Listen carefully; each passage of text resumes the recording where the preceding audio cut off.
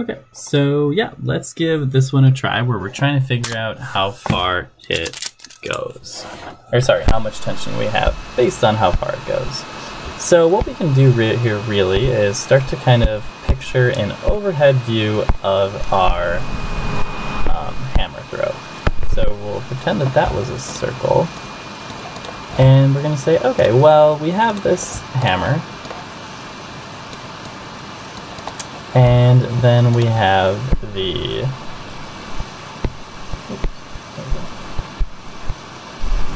tension force pulling it inwards.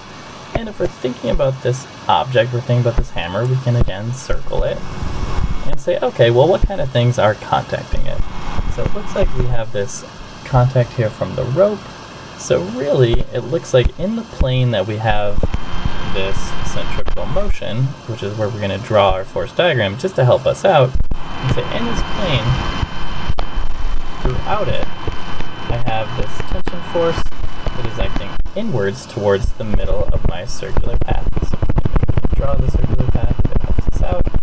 But so we're saying, okay, well really for this plane where I have centripetal motion, really the only centripetal force that I have is going to be the force of tension. So I can set this force of tension equal to mv squared over r. So what I'm really looking at here is I want to find the tension, and I know it's equal to mv squared over r. If I'm thinking about this, I know m, I know r,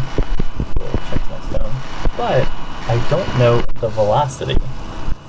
So I don't know the velocity. I do know, though, that this is kind of like a projectile. We say it starts off at some height of 2 meters, and then we see, oh, this ball, it goes, or this hammer, it's not a ball, it travels 78.68 meters in the x direction. And it also has this launch angle of 47 degrees. And what we're saying is that the speed that the hammer is moving at, that it's spinning at, this v right here, is the same as the v naught of our launch. So if we can use kinematics and projectiles to figure out what this v naught is, then we can plug that back in and figure out the tension. We can plug it into our centripetal acceleration equation, our centripetal motion equation, centripetal force equation, and then use that to find the tension. So let's try that out. Let's think about what we know here and thinking about projectile motion. So what I'm going to do is, I know when I have projectile motion, I have to keep my terms separated, I have to keep my direction separated, so I have the x direction. One thing smaller. I have the x direction, and I have the y direction. I have the y direction. So if I'm thinking about the x direction, and we can really, when we're doing projectiles, the main equation we base things off of is our distance equation. We have this x equals x naught plus v naught xt plus 1/2 axt squared. So let's think about this first in the x direction. Let's see, do I know x? Do I know how far it goes? Yeah. I know that x, the distance that it travels in my x direction, is 78.68 meters. I know that x naught, it works out, and it's really easy if I just call that 0. Because I can say this is 0, and then it travels from that 0 position. V naught x, I don't know.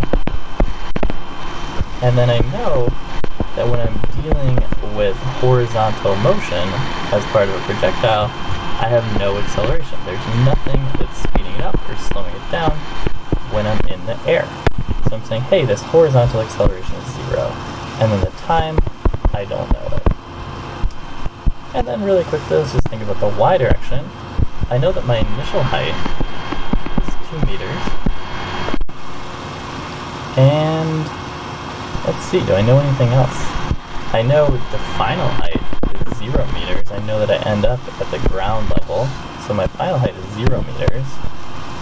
Let's see, I know v naught y is something that I don't know. And I know know the acceleration in the y direction is just due to gravitational acceleration, such as 9.8 meters per second squared. I'll call it negative because it's pointing downwards. And then the time is, again, something that I don't know. Then one other thing I can do, like we've been doing when we have projectile motion, is saying, colors, that I can split up my velocity, my initial velocity, into two pieces. I can split it into an x component and a y component. So if I wanted to, and I do want to, right here, if I'm thinking I don't know this, I don't know this, oh sorry, I don't know the question marks, I don't know velocity not, I don't know time, I don't know time, I don't know velocity. So I have 4 unknowns and 2 equations, and really 3 unknowns, because this time is the same unknown. But if I can kind of split this v naught into one thing, if I can relate it back to the initial velocity instead of the components, then I'll just have 2 unknowns and 2 equations. So what I can say is if I'm looking at the v naught x, well I don't know why, but so this is adjacent to my angle. So if I'm going to kind of split this up, I can say, well, I have, this is the hypotenuse, my v naught, and then my v naught x is the adjacent side. So I can use a trig to say, well, the cosine of 47 is equal to the adjacent over the hypotenuse. And then rewrite them in terms of v naught, and say v naught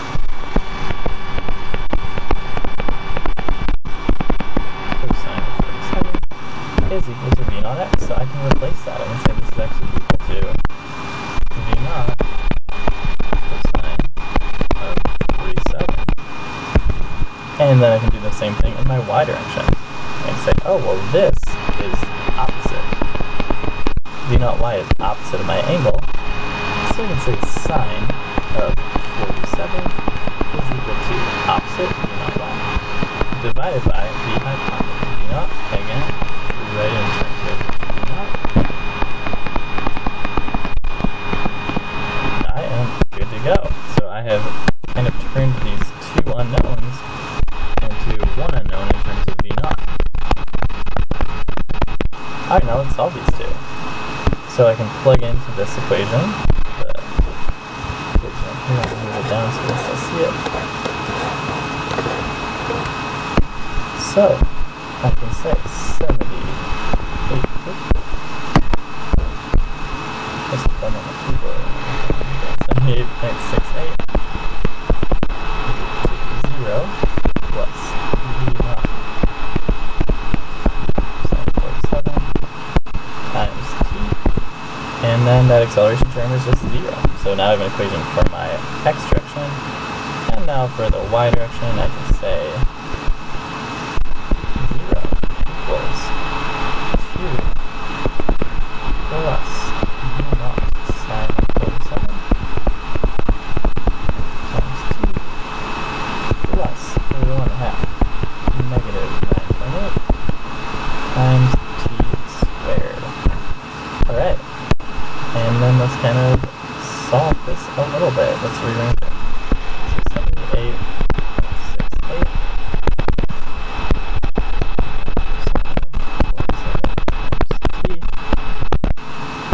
this side, to simplify it down, we can say, well, over here I have a negative number, so really I'll take this negative term and I'll add it to both sides, so this is 4.9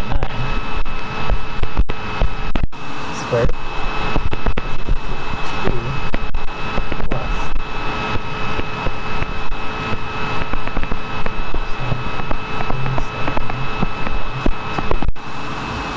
okay. So yeah, now we have a little bit of work to do. So we want to know what the velocity is. So let's solve this for t and then plug that in. So I'm going to divide both of these sides by v naught cosine of 47 so that I have an equation for t. Or really not. I guess yeah, an expression. So v naught t, or sorry, just t is equal to 78.68 divided by v naught cosine of 47 And now this time is the same, so I can set that in over here. I can say 4.9 squared. Oh, sorry. Plug it in and square it. 78.67.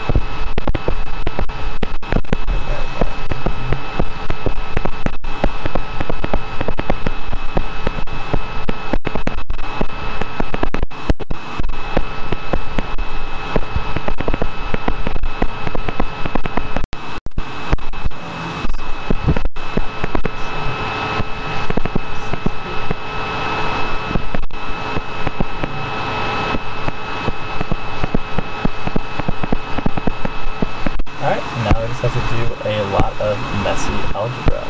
One thing that's nice is this be not will cancel with this be not. And yeah, now we just kind of do some math and simplify this out. So what I'm going to do first is kind of simplify all of my terms in terms of math. So I'll figure out what all the math is. Okay, let me do that. I'll pause it. Alright, so I ended up with an initial velocity of 27.48 meters per second. I'll just kind of show my math. I didn't want to walk through it because I felt like that would be kind of boring, and you guys know algebra. So there it is. I wrote out enough steps. But yeah, so now we can go back. The velocity was really our missing piece for finding the force. So now we're good to go. We can plug in to our equation. So if we're looking at this, we can say, okay, well, the force of tension is equal to mv squared over r. So our mass is 7.268.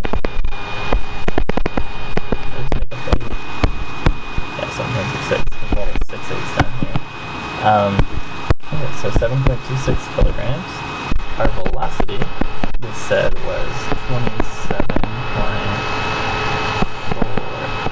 meters per second. Divided by a radius of, we have the length of the actual string, and then the length of the arm. So we'll estimate that to be 1.213 plus about 0.9. So the R is 2.112 when we add this up.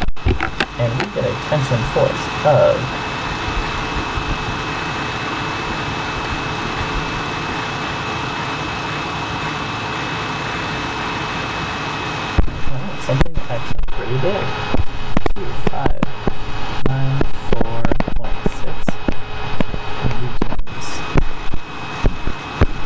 Alright, so yeah, that's pretty good. That's the amount of force, if we kind of divide that by 9.8, about 264.7 kilograms. So about how much force it takes to lift up 264.7 kilograms.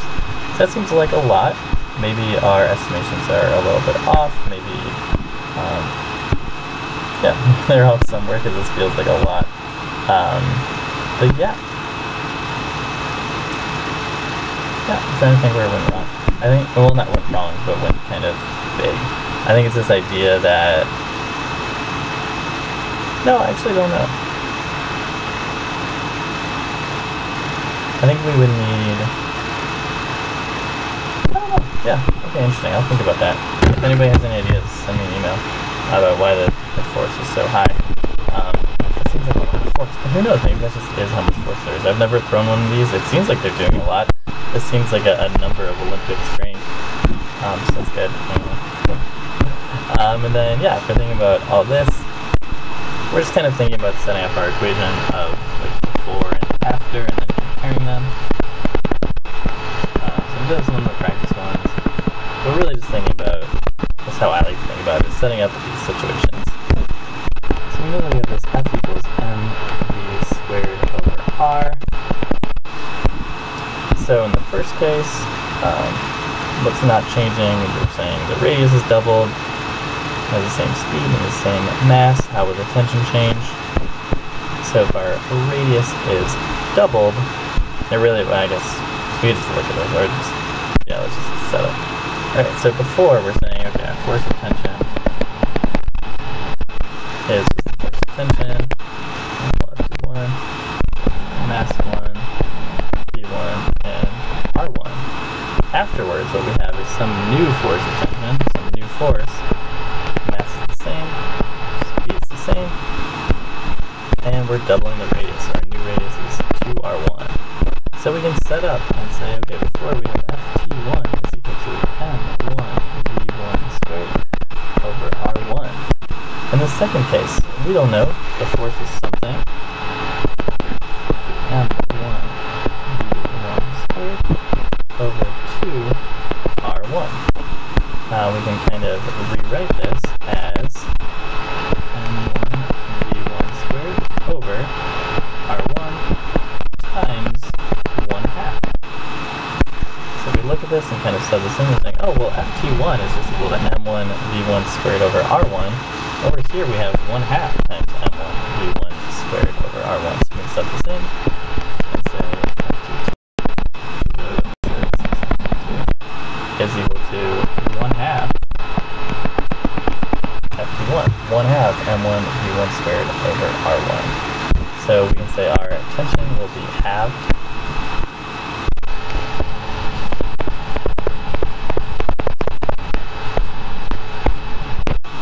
Alright, if the spinning speed was doubled, so let's do this again.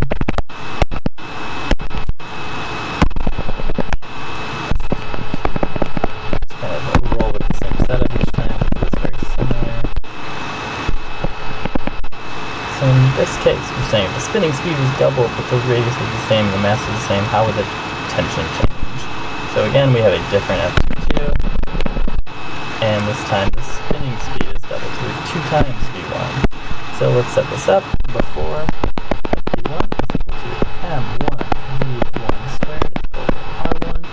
In this second case, ft2 is equal to m1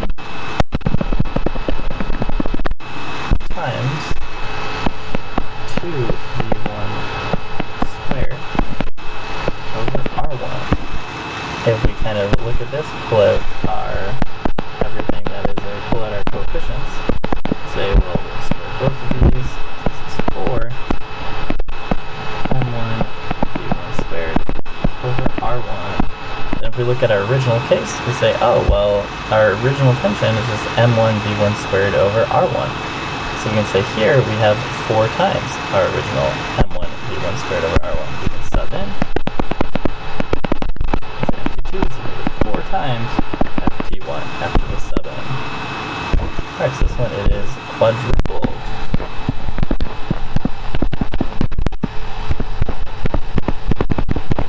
Quadrupling, which makes sense. So if our speed increases, we would have more tension. Alright, and then the final case, if the mass was doubled and everything else was the same exact setup, ft2 is equal to 2m1 for coefficients.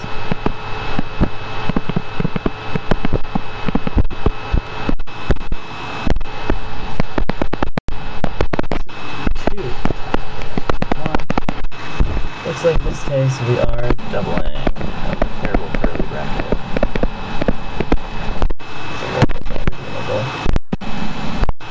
Cool.